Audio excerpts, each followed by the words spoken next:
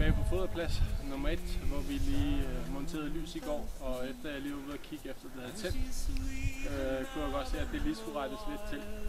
Så det er flyttet cirka 1,20 meter ned, og det er rettet lidt mere ind på fodertønden og skråt henad. Før jeg havde sat den for langt tilbage, så det lyste mere ned, og der kom ikke rigtig noget lys ud.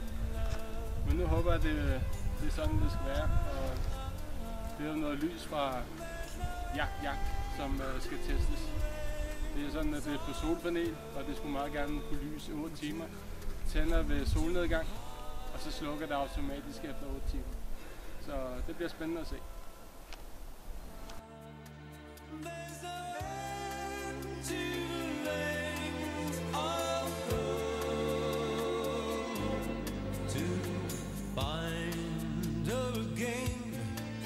Upon this my dreams are dependent.